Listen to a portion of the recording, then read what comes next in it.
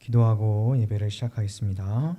하나님 감사합니다. 오늘 예배 가운데 하나님께서 우리와 함께하여 주시고 세상이 흔들리고 상황이 변하고 여러 가지 힘든 일 가운데 있어도 내 안에 계신 주님을 의지하며 승리하고 평안하며 살게 하여 주시옵소서.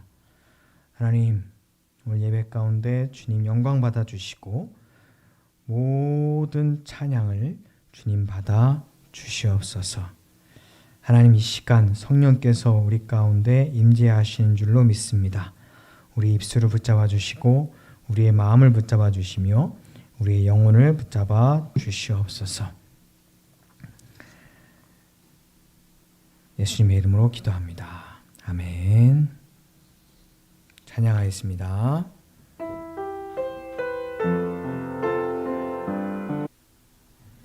오늘 기도하실 종족은 북아프리카의 사하라 베르베르입니다. 북아프리카의 사하라 베르베르. 매주 한 종족씩 미전도 종족을 위하여 기도하고 있습니다. 오늘 기도할 나라는 북아프리카의 사하라 베르베르. 네, 우리 함께 기도 제목을 참고하여 사하라 베르베르를 위하여 기도하겠습니다. 사랑과 은혜 하나님, 우리 사하라의 베르베르족을 위하여 기도합니다.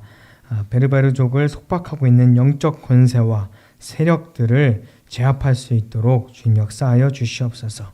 기꺼이 북아프리카로 가서 베르베르족과 그리스도를 나눌 수 있는 사람들을 주님께서 불러 주시옵소서. 무슬림 이웃들과 다가설 수 있는 사랑하는 아프리카 성도들을 세워 주시옵소서. 하나님께서 북아프리카 전역에 흩어져 있는 소수의 베르베르 성도들에게 힘주시고 격려하시며 보호해 주시옵소서. 모든 베르베르어로 성경을 완역할 수 있는 자질 있는 번역자를 세워 주시옵소서. 성령님께서 기독교인을 향한 사하라 베르베르인들의 마음을 부드럽게 하셔서 그들이 복음을 받아들일 수 있도록 주님 도와주시고 사하라 베르베르인과의 가까운 데 설 수 있는 신실한 중보 기도자들이 세워지게 하여 주시옵소서. 북아프리카의 베르베르족 가운데 강건한 지역 교회가 세워지도록 주님 역사하여 주시옵소서. 예수님의 이름으로 기도합니다. 아멘.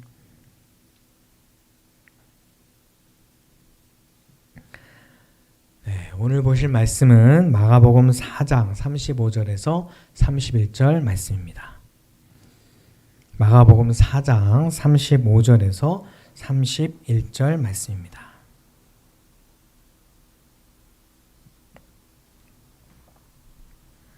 마가복음 4장 35절에서 41절입니다.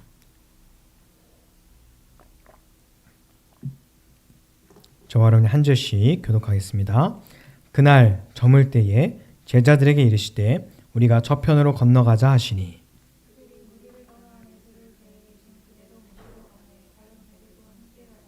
큰 광풍이 일어나며 물결이 배에 부딪혀 들어와 배에 가득하게 되었더라.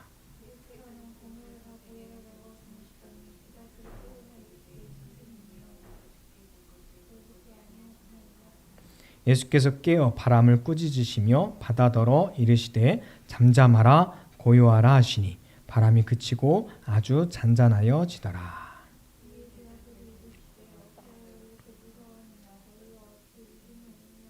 함께 읽겠습니다. 그들이 심히 두려워하여 서로 말하되 그가 누구이기에 바람과 바다도 순종하는가 하였더라. 아멘.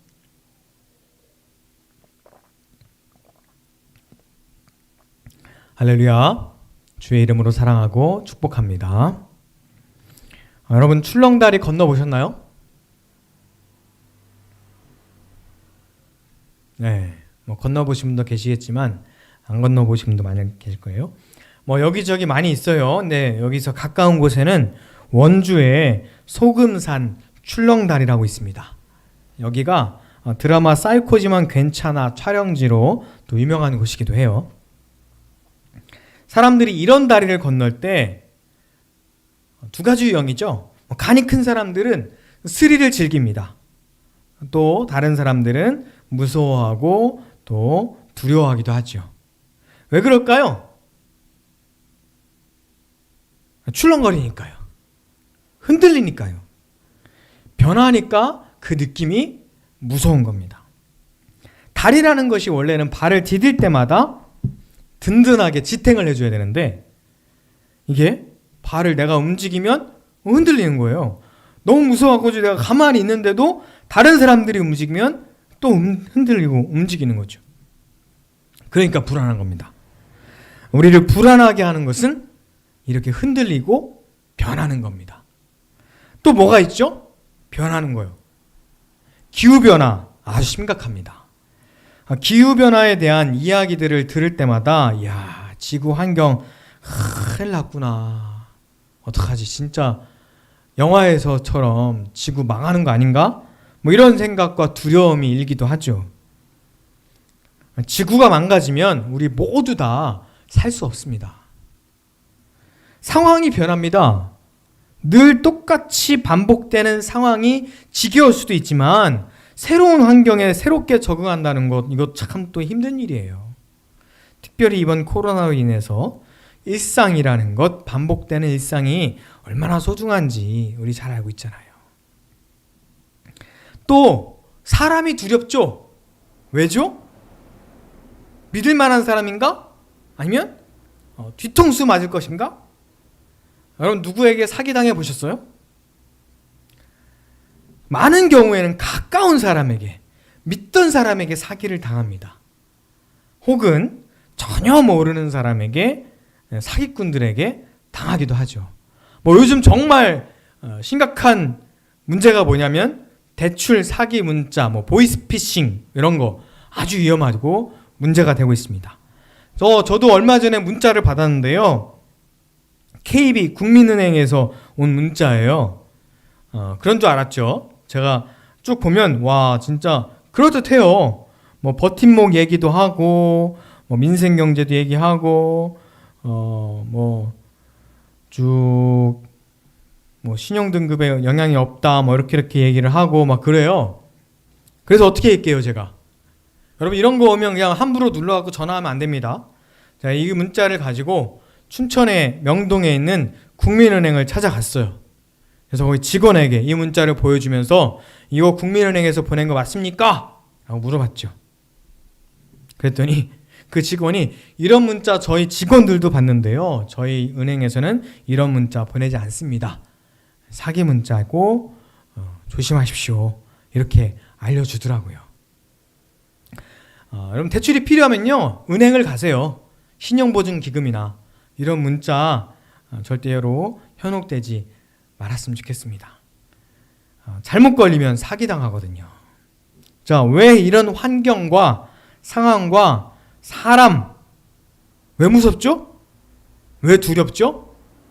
변하고 또 나에게 해를 끼칠 수 있기 때문이에요. 자, 오늘 제자들이요. 예수님과 함께 배를 타고 호수 건너편, 호수 저편으로 가고 있었습니다. 지난주 예수님께서 제자들과 무리들에게 씨 뿌리는 비유와 겨자씨에 대해서 말씀해 주시고 제자들에게 특별히 또 비유에 대해서 말씀하신 후 그날 저녁이에요. 바로 그날 이어서 그날 저녁이죠. 자, 우리 호수 저편으로 건너가자 라고 예수님께서 말씀하십니다. 보통은 이스라엘 사람들은요 시간이 걸려도 돌아서 걸어서 가요. 웬만해서는 호수를 건너서 배 타고 가지 않습니다. 고기 잡는 사람들이나 호수에 배 타고 가지 호수를 가로질러서 배 타고 가는 경우는 흔하지 않아요. 왜냐하면 무서우니까요. 바다에 빠질 수 있기 때문에 보통은 걸어서 가죠. 그리고 그 지방도 어느 지방이냐면 이방인 지역인 거라사 지방입니다. 마가복음에서 이 지역은 위험하고 또 여행으로 적당하지 않은 그런 목적지로 묘사되고 있는데 예수님께는 특별히 처음 가는 이방 지역이었어요. 자, 우리를 두렵게 하는 요소 중에 또 하나가 뭐냐면 처음 하는 거예요. 처음 경험하는 것, 처음 가는 곳, 처음 먹는 거, 이거 맛이 있을까 없을까? 이거 먹어도 되나? 처음 만나는 사람? 이 사람 괜찮은 사람인가? 처음 해보는 일. 미지의 세계는 늘 우리에게 두려움과 긴장을 줍니다. 자, 호수를 가로질러서 그런 이방 지역으로 지금 예수님께서 가시는데 자신의 선교가 유대인을 넘어서 확대되며 이방인들에게 가고 있음을 보여주고 계십니다. 심지어 그냥 이방인이 아니고요. 적대자들에게까지도 예수님은 다가가셨어요. 예수님의 사랑은 바로 그런 사랑입니다. 특정 지역, 특정 사람, 특정 집단에 국한되지 않아요. 자, 지금 이 시대에 이 교회에 요즘 교회에 예수님께서 오셨다면 얼마나 안타까워하실까요? 두려움과 때로는 증오로 교회가 어떤 사람들을 배척하죠? 분리합니다. 너는 오지 마 라고 하기도 하죠. 예수님도 다양한 이유로 아마 지금 교회에 오시면 배척당하시며 심지어 죽임당하실 수도 있어요. 2000년 전에 오셨을 때도 그렇게 예수님은 배척당하시며 죽임당하셨잖아요. 아니, 우리 예수님 아는데요? 우리 예수님 믿는데요? 아니, 설마 교회가 예수님을 그렇게 할까요? 설마 유대인들이 그럴 줄 몰랐죠. 하나님의 아들을. 그렇게 메시아를 기다렸는데 메시아를 그들이 그렇게 죽일 줄 몰랐죠. 왜 그랬죠, 그들이? 예수님이 메시아인 줄 몰랐기 때문이에요. 예수님이 그들이 기다리던 그분인 줄 몰랐기 때문이죠. 왜죠? 그들의 기대와 달랐기 때문입니다. 그들이 생각했던 기준과 달랐기 때문이에요. 지금도 마찬가지예요. 지금도 우리가 생각하는 기준과 우리의 편견과 우리가 생각하는 그 예수님의 상이 있어요. 예수님의 사랑을 한계 짓는 게 있단 말이에요.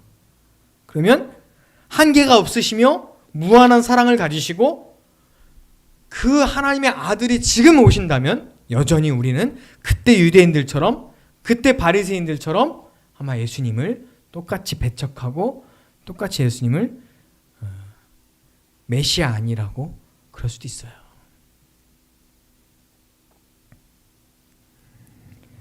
왜 그랬을까요?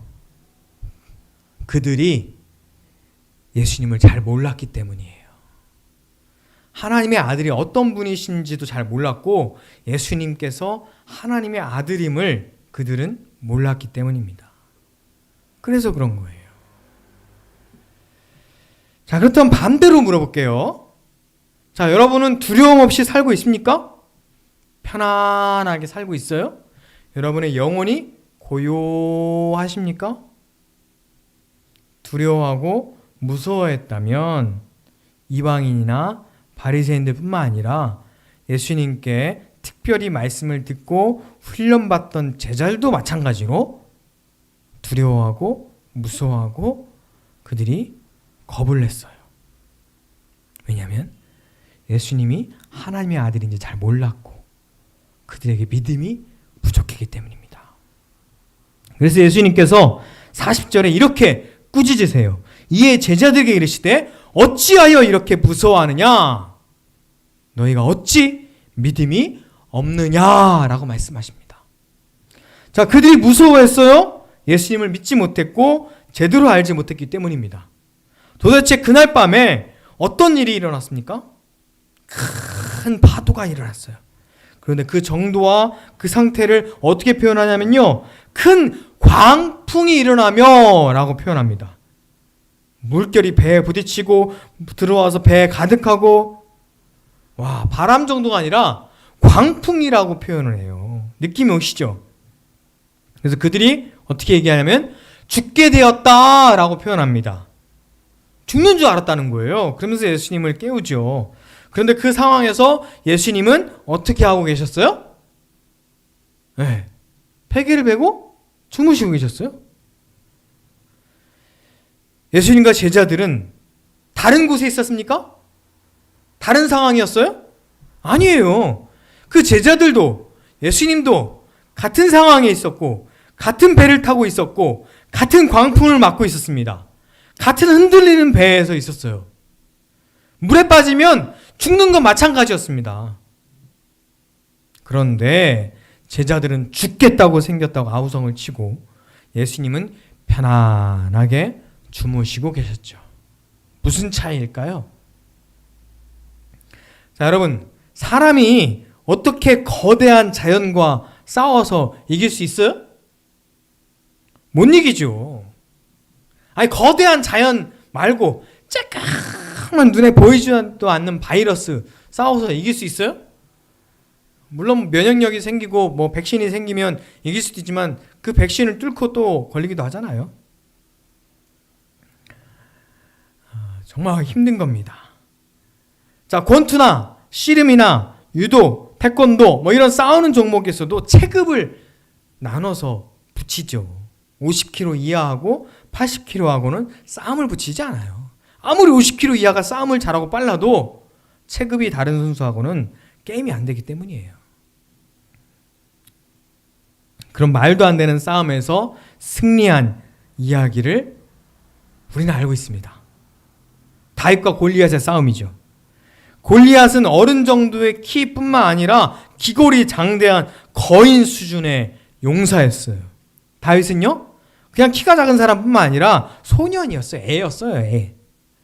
가지고 있는 무기도 엄청 차이 났습니다. 전투 경험도 차이가 났죠. 누가 봐도 다윗이 질 수밖에 없는 상대였습니다. 보통의 경우는 골리앗이기죠. 그런데 골리앗 앞에선 다윗은 우리가 맞이하는 절망적인 상황을 이야기하죠. 네, 여기서 여러분, 다윗의 놀랍고 유명한 고백이 나옵니다. 우리 사무엘상 17장 47절 말씀 같이 읽겠습니다. 또 여호와의 이 무리에게 알게 하리라. 전쟁은 여호와께 속한 것인즉 그가 너희를 우리 손에 넘기시리라. 아멘. 자, 전쟁은 누구에게 속한 것이라고요? 골리앗이요? 싸움 잘하는 장수요? 아니요. 여호와께 속하였다라고 선포합니다. 칼과 창이 있지 않대요. 자, 칼과 창이 상징하는 것은 세상이 말해주는 살아가는 방식이며 성공 방식이죠. 그런데 하나님께는 칼과 창이 아니라 우리의 성공 방식과 같은 것이 아니라 전쟁은 여호와께 속한 것을 보여준다라고 말씀해요. 왜죠? 46절 말씀에 그 답이 나와 있어요. 같이 읽겠습니다. 오늘 여호와께서 너를 내 손에 넘기시리니 내가 너를 쳐서 내 목을 베고 블레셋 군대의 시체를 오늘 공중에 세워 땅의 들짐승들에게 주어 온 땅으로 이스라엘의 하나님이 계신 줄을 알게 하겠고 라고 말씀합니다. 자, 왜죠? 하나님이 계신 줄을 알게 하려고요. 그들은 몰랐어요. 골리앗이 큰 것만 알았지 골리앗보다 크신 하나님이 계신 줄을 몰랐던 거예요. 블레셋 사람도, 두려움에 떨고 있는 이스라엘 사람도,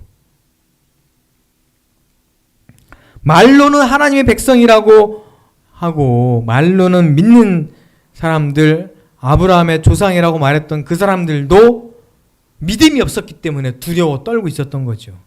그런데 하나님을 진짜 믿지 않고 믿지 않으니까 두려워, 무서워 떨고 있었다는 거죠. 이 전쟁은 여호와께서 승리하셨습니다. 다윗과 골리앗뿐만 아니라 우리 인생에서의 전쟁도 마찬가지예요. 하나님께서 승리하셨습니다. 우리 인생은요, 누가 인도하셔요? 하나님께서 인도하십니다. 골리앗이 크면 클수록 다윗이 하나님께 돌리는 그 영광은 더 빛나겠죠. 광풍이 세면 셀수록 예수님의 능력은 더 나타났겠죠. 그냥 잔잔한 파도를 그냥 멈춰! 그런 거 하고, 광풍이 막 일어날 때 잠잠해! 라고 해서 진짜 그것이 잠잠해졌을 때 큰 차이가 날 거잖아요. 자, 시편 9편 9절 같이 읽겠습니다. 여호와는 압제하는 당하는 자의 요새시요 환난 때의 요새이시로다. 여호와여, 주의 이름을 아는 자는 주를 의지하오리니 이는 주를 찾는 자들을 버리지 아니하심이니이다. 아멘. 우리의 압제가 크면 클수록 그 요새가 든든하고 여호와를 크게 의지합니다. 주의 이름을 아는 자를 의지하죠. 주의 이름이 무엇입니까?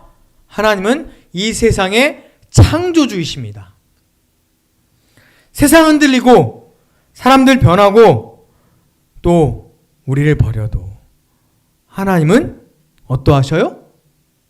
흔들리지 않고요. 변함없고요. 우리를 버리지 않으십니다.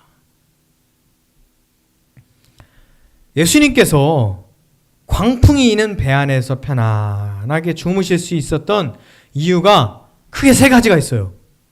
뭘까요? 자신과 함께 하시는, 그리고 버리지 않으시는 하나님 아버지를 믿었던 거예요. 두 번째는요, 그리고 그분이 창조주 하나님의 아들이셨다는 거죠. 그리고 세 번째는 예수님은 십자가를 지셔야 할 사명이 있었다는 겁니다. 그러니까 아직 지금 호수에서 죽을 때가 아니라는 거예요. 자, 예수님의 제자들은 그 예수님을 따라 믿었어야 됩니다. 믿지 못하니 죽을 것 같이 두려웠고 파도가 잔잔해진 이후에는 오히려 이분이 누구신가 하면서 또 다른 두려움이 생기는 거예요. 사랑하는 성도 여러분, 말씀 한마디로 바람과 파도를 잔잔하게 하신 예수님을 믿으시기 바랍니다. 무엇이 두렵습니까? 환경은 변합니다.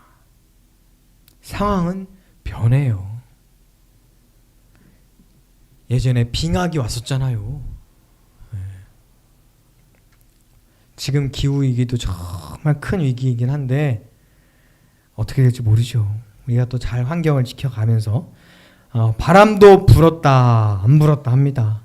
파도가 칠 때도 있고 잔잔할 때도 있죠. 경제 사정이 좋을 때도 있고 어려울 때도 있어요. 건강 염려되세요? 아플 때도 있고 건강할 때도 있죠. 실패할까 봐 두렵습니까? 왜 두렵죠? 변하고 또 나쁘게 될까 봐 두렵죠. 그런데 우리 하나님은 어떠하시다고요? 변함이 없으십니다. 든든한 요새이십니다. 반석이십니다. 그의 사랑은 변함이 없어요. 여러분이 어떤 상황이건 어떤 두려움 가운데 있건 어떤 실패 가운데 있든 주님은 우리를 변함없이 사랑하십니다. 그 예수 그리스도를 진짜 만난 바울이요, 고린도후서 6장에서 하나님과 함께 일하는 자로서 이렇게 권해요. 자, 고린도후서 6장 2절 함께 읽겠습니다. 이르시되 내가 은혜 베풀 때에 너희에게 듣고 구원의 날에 너를 도왔다 하였으니 보라 지금은 은혜 받을 만한 때요 보라 지금은 구원의 날이로다. 아멘. 그러면서 그가 복음을 전하며 힘들고 어려웠던 마치 죽을 것 같았던 상황들을 이야기를 합니다. 이 구체적인 에피소드를 이야기하지 않지만 그 상황들을 정말 얼마나 힘들었는지 그 뒤에 3절부터 자신이 겪어왔던 고난을 쭉 이야기를 해요. 그런데 오히려 그런 날들이 은혜 받을 날이었고 구원의 날이다라고 고백합니다. 그가 당한 고난들이 뭐가 있어요? 환난과 궁핍과 고난과 매맞음과 갇힘과 난동과 수고로움과 자지 못함과 먹지 못함이죠. 그때 그런 가운데 바울이 가졌던 무기가 있어요. 뭐죠? 깨끗함과 지식과, 이 지식은 하나님의 말씀에 대한 지식이죠. 오래 참음과 자비와 성령의 감화와 거짓 없는 사랑과 진리의 말씀과 하나님의 능력을 바울이 가지고 승리했다고 얘기해요. 예수님께서 풍랑 가운데 편안히 주무셨던 것처럼 바울은 무명한 자 같으나 유명한 자라고 이야기합니다. 왜죠? 세상 아무도 알아주지 않아도 누가 알아주니까요? 하나님께서 알아주시니까요. 자, 죽은 자 같으나 살아있습니다. 근심하는 자 같으나 항상 기뻐합니다. 주님께서 함께 하시니까요.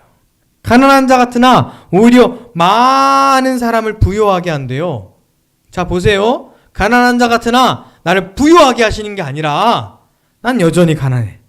근데 나를 통해서 다른 사람들이 부유함을 경험합니다. 야, 이거 굉장히 놀랍죠? 마지막으로 아무것도 없는 자 같으나 모든 것을 가진 자라고 고백을 합니다. 왜죠? 예수 그리스도를 가졌기 때문입니다. 이 세상을 창조하신 영원한 생명이신 변함없는 사랑이신 예수 그리스도와 함께 있기 때문이죠. 자, 천국은 마치 감추인 보화와 같습니다. 사랑하는 성도 여러분, 인생이 힘이 드십니까? 파도가 칩니까? 흔들립니까? 아무도 알아주지 않습니까? 근심거리가 있어요? 편안하십시오. 여러분의 영혼을 변함없으신 주님께 고정하십시오. 그리고 고요함을 누리세요. 우리 예수님은요, 창조주 하나님의 아들이시며 또한 변함없이 우리를 사랑하시는 분이십니다. 그분이 우리와 함께 하시는 줄로 믿으시기 바랍니다. 아멘. 기도하겠습니다. 사랑과 은혜 하나님 감사합니다. 두려움 가운데 있다면, 어려운 상황 가운데 있다면 우리가 그 상황과 두려운 것을 보지 말고 우리를 사랑하시며 바람과 바다도 잠잠하게 하시는, 세상을 창조하시며 우리를 구원하신 하나님을 보게 하여 주시옵소서. 믿음의 주여 온전케 하시는 예수님을 바라보게 하여 주시옵소서. 예수님을 바라보는 가운데 우리가 두려움 없이 담대함으로 살게 하여 주시옵소서. 굳건한 믿음 가운데 하나님께 영광을 돌리는 사람이 되게 하여 주시옵소서. 예수님은 하나님의 아들이십니다. 예수님은 능력 많으십니다. 그리고 사랑이 많으십니다. 그 예수님과 동행하며 그 예수님을 의지하는 사람 되게 하여 주시옵소서.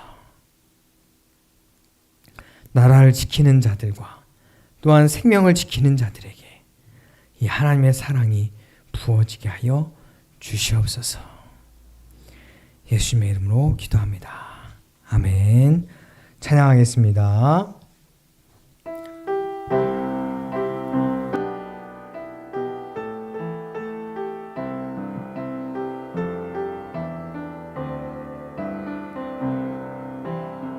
주 기도하겠습니다. 사랑과 은혜 하나님 감사합니다. 하나님, 이 예물을 주님께서 기뻐 받아 주시옵소서. 하나님, 이 예물이 쓰이는 곳마다 하나님의 영광 드러나시며 하나님을 찬양하는 자들이 많아지게 하여 주시옵소서. 이 예물을 드린 손길을 하나님께서 기억하여 주시옵고, 이 예물을 드린 사람들이 어디에 있든지 그들의 기도의 제목들 주의 뜻 가운데 이루어지게 하여 주시옵소서. 하나님께서 함께 하시는 가운데 우리가 하나님의 사랑받는 자로 살게 하시고, 또한 세상에 주의 복음을 전파하며 하나님의 사랑을 전하는 자가 되게 하여 주시옵소서. 이 예물을 통하여 하나님의 놀라운 역사들이 일어나게 하여 주시옵소서. 이제는 우리 주 예수 그리스도의 은혜와 하나님의 크신 사랑과 성령의 함께 하심이 오늘 예배를 드리며 하나님께 영광을 돌리고 두려움 없이 담대하게 살아가기 원하는 모든 사람들에게 이제부터 영원토록 함께 하시기를 간절히 축원하옵나이다. 아멘.